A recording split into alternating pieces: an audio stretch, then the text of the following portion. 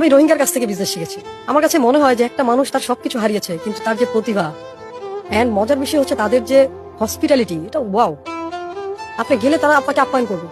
তাদের দোকানে যখন কেউ আসে তারা তাকে যে পরিমাণ সম্মানটা করে, আমার মনে হয় বাংলাদেশের দোকানিরা সেগুলো করে না, রেগে যায়। আমি তাদের মধ্যে বিজনেসম্যানের যে কোয়ালিটি এটা পেয়েছি, তাদের মধ্যে ইমোশন আছে। বিজনেসের মূল টপিক কি? আপনি কাস্টমারের ইমোশনে গ্র্যাপ না করলে তো বিজনেস হবে না। তারা এই কাজটা খুব ভালো করতে পারে। এই জন্য আমি বলি যে এত বাধা বিপত্তির পরে রোহিঙ্গার মধ্যে বিজনেসম্যান সত্তাটা রয়ে গেছে, যেটা অনেক বাঙালির মধ্যেই নেই। দাসত্বর মানসিকতা আমাদের। একটা দারুণ কথা বলেছেন, দাসত্ব মানসিকতা। মানে সবাই শুধু চাকরির পেছনে ছুটে বেড়াচ্ছে, চাকরি করবে তার লাইফ সেট হয়ে যাবে। আমি তো দিন শেষে দেখি না কারো লাইফ সেট হবে। সবচেয়ে মজার বিষয় হচ্ছে একটা বিষয় চিন্তা করেন, প্রত্যেকে কিন্তু বিজনেসম্যান।